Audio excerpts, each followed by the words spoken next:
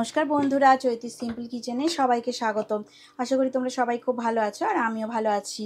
তো দেখো আমি কড়াতে সর্ষের তেল দিয়ে দিয়েছি। তো আজকে একটা পালং শাকের রেসিপি আমি নিয়ে চলে এসেছি। তো দেখো এবারে আমি বড়ি কয়েকটা দিয়ে দেবো। তো যদি আমার কাছে বড় বড়ি নেই, বড় বড়ি থাকলে আরও ভালো হতো। তো দেখো আমি ছোট ছোট বড়ি পেয়েছি। তো এই ছোটো বড়ি আমি কয়েকটা দিয়ে দেবো। পালং শাক রান্না করব আজকে।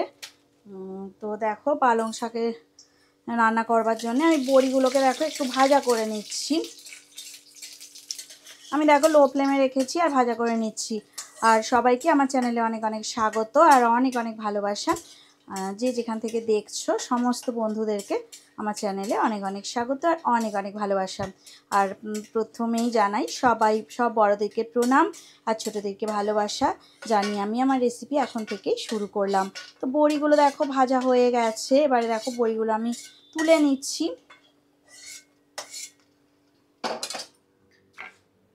আর ওই একই তেলের মধ্যে আমি একটু কুচানো রসুন দিয়ে দিলাম। আর রসুন দেওয়ার পরে এবারে দেখো আমি টুকরো করা গাজর আর বেগুন দিয়ে দিলাম।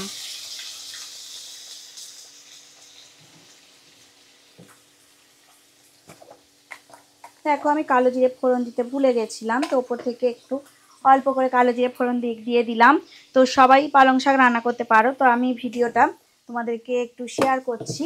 তো আমি কিভাবে রান্নাটা করি আর কী কী দিয়ে রান্না করি সেটাই তোমাদের সাথে আজকে আমি শেয়ার করব।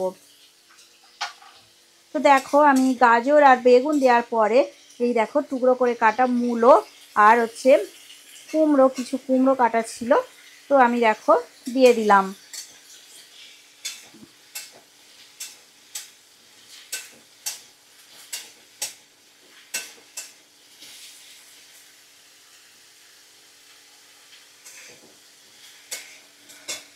তো দেখো আমি এবার একটু সামান্য নুন দিয়ে দেবো, নাহলে কিছু সিদ্ধ হবে না। তো নুন দিয়ে দিলাম সামান্য পরিমাণে আর অল্প একটুখানি দেখো আমি হলুদ গুঁড়ো দেবো। আর রান্নাটা আমি দেখো একটু কাঁচা লঙ্কা দিয়েই করে নেব। তো এইগুলো দেখো নুন আর হলুদ দিয়ে আমি ভালো করে দেখো সুন্দর করে ভাজা ভাজা করে নিচ্ছি সমস্ত সবজি। তো মিডিয়াম ফ্লেমে রেখে আমি ভাজা করে নিচ্ছি। আর একটু দেখো ঢাকা দিয়ে দিলাম কিছুক্ষণের জন্যে। দেখো 2 থেকে 3 মিনিট হয়ে গেছে, আমি ঢাকাটা দেখো তুলে নিলাম আর হাই ফ্লেমে করে দিলাম। এইবারে আমি দেখো পালং শাক কাটা পালং শাক দিয়ে দিলাম। তো এটা 1 বান্ডিলের মতো পালং শাক আমি দিয়ে দিলাম দেখো। আর ভালো করে নাড়াচাড়া করতে হবে এবারে।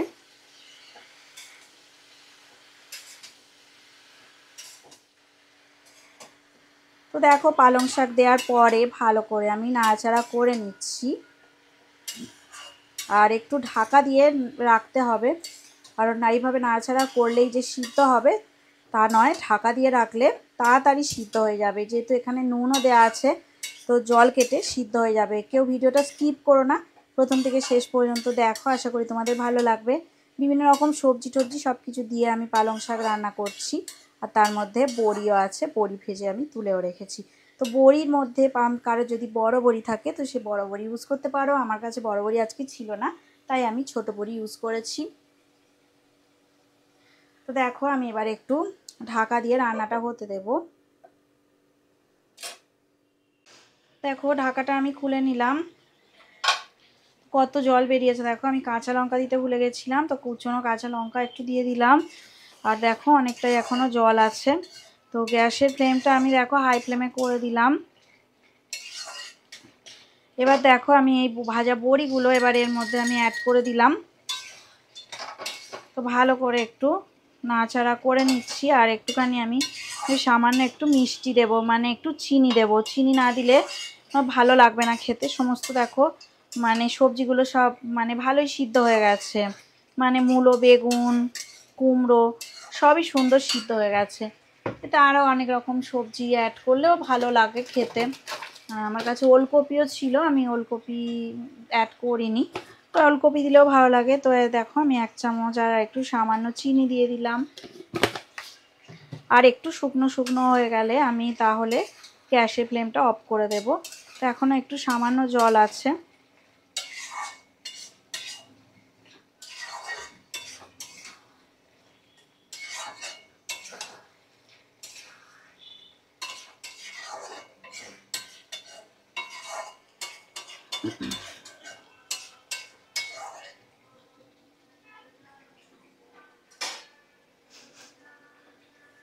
আর কিছুক্ষণের জন্য আমি একটু ফুটিয়ে নেব।